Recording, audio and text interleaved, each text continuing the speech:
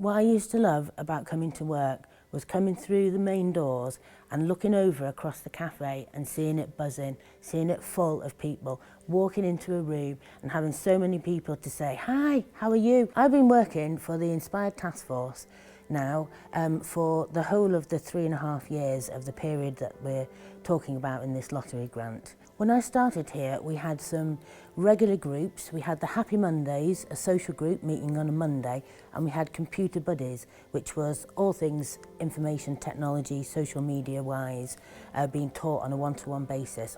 Through following the ideas of older people, we brought in exercise sessions and we brought in lunch clubs, and we took Sunday lunches because we know that Sunday is the loneliest day of the week. So we started doing Sunday lunches in sheltered accommodation and also at Inspire as well. We had a lot of fun in this project. We put on a lot of concerts. We would get up, we would conga around the cafe, we would dance at every opportunity. We used to have Jed's discos here. The music, the dance, it was all brilliant at just improving people's emotional and physical well-being. I actually think I came in about 5 years ago for a coffee when I knew the cafe was open, and yeah, been coming regular ever since. And that's how the task force came up. We did a survey about and asked people what they thought would make it a better place. And then when we got the survey and we got the answers, we thought, well, let's try and do something about it. Most people know all about the task force, not just in Levenshulme, the whole of Manchester, in fact, everywhere, because we were so popular. I mean, well, I count them all as my friends now in the task force. I mean, we've known each other for a long time, and we don't always necessarily agree, but we can agree to disagree most of the time. Inspire has a lovely, friendly feel about it. The staff were always nice. The research project looked at what made neighbourhoods attractive for people in older age to live. And one of the things they very strongly recommended was having a social hub such as the Inspire Centre with a lot of activities that engage older people. What helps in a community is always having a space to meet together and to congregate. And when people start talking and meeting together, that's when they have ideas.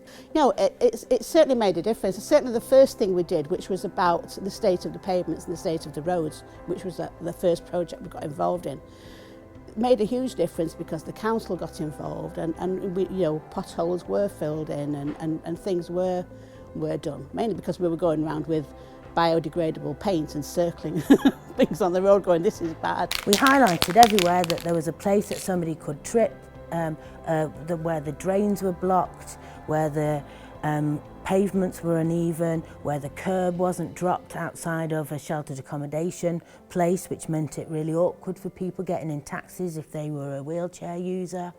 We highlighted them all, and you know what? It got national media, but we didn't stop there because there were other things that happened. And in the media, there was a story about a disabled gentleman who wanted to use a public toilet, but of course there are no public toilets anymore, so he really was caught short on our high street in Levenshulme. So we had a campaign then called Caught Short. We engaged with 11 different venues on the high street. They were shops, takeaways, our leisure centre, another community centre, and they were organisations that committed to, if anybody needed to use the toilet, they would let them have access to their toilet. And we put it all in a map.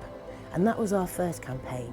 And then subsequent to that, we took up the Take a Seat campaign, where we added to our 11 organisations, and we made it 17 different organisations along the high street, who then also committed to providing a seat for an elderly person or a disabled person or a pregnant lady or just anybody that wanted to have a sit down for a rest while they were shopping, right, would have a seat there in their shop to enable people to do their shopping more comfortably. How I got involved with Inspire was, we have a mosque opposite.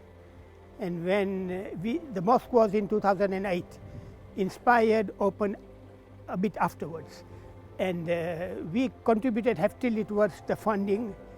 And I'm the link between the mosque and Inspire. So I bring my people over and tell them what's happening in Inspire.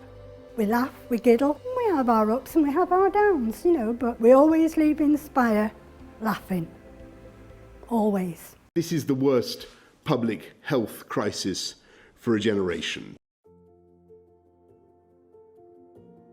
Then once that lockdown was announced on the 23rd of March, one of the things that I had, right, was our database of people that we'd engaged with over the 3 years.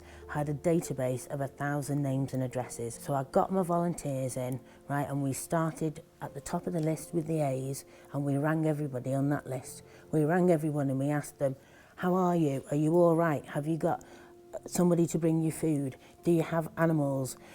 Do you need me to deliver cat food? Well, because my family are not in Manchester, when I first went into lockdown, I relied on Inspire an awful lot. Computer Buddies was very lesser to the extent of what we're doing now, teaching people how to use Microsoft Word and things like that. But as the pandemic hit, we realised that exclusion and, you know, no social contact was going to be a big issue for us. So it was about the urgency of getting people connected to the online world and connected to one another. Computer Buddies certainly, because Paul has been very helpful and sort of taught me around my new phone and what it can do, what it can't do, what this button's for, what that button's for. Paul will tell you I was very resistant to getting a smartphone. I'd always went, no, my phone's fine. I eventually got talked into it, and I was really glad to have, because it's made such a difference for me, and I know for a lot of people, that you can connect with people. Phone a friend, as I say, it's any time, morning, noon or night. If you've, got a problem, you just phone up somebody and say, you can get things off your chest. If something's bothering you, you know that you've got somebody at the end of the phone to talk to. As we speak to each other, I've done the phone a friend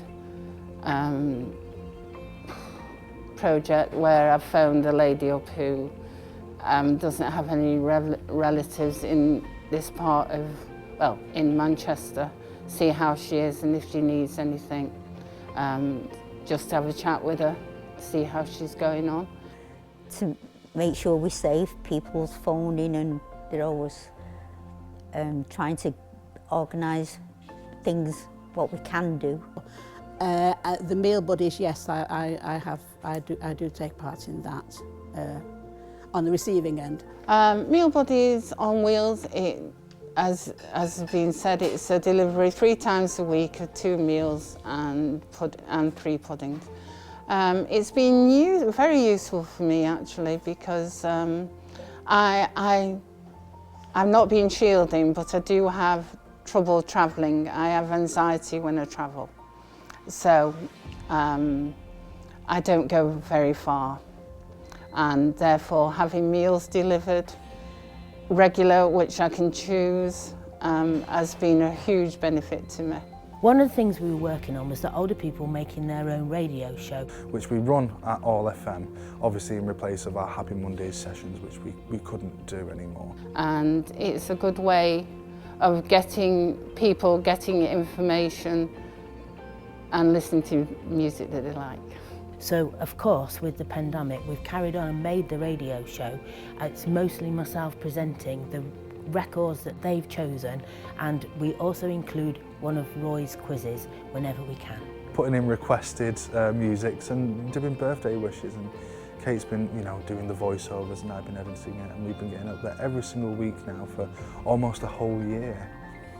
Well, at Christmas we had the winter warming pack, it was called. It was a bag, and it had things like a throw in it, gloves, scarves, there was a little drinks, these thermal insulated drinks things, some chocolate drink as well, I think. I kept the hat and the scarf, which the hat has been used a lot, especially in this weather. It's been really, really good. What is next for the Taskforce? To look forward. So in the future, it's going to be just so great to see everybody get back together again. Friends who've not seen each other for 12 months, they'll be able to sit down and share a cup of tea again. A cup of tea, a slice of cake, their stories about how they managed to make it through the pandemic. These are the things that we want. We want our crazy ideas again. We want our crazy suggestions. We want to sing, we want to dance, we want to talk, we want to see people's faces again. We want to eat together, we want to laugh together.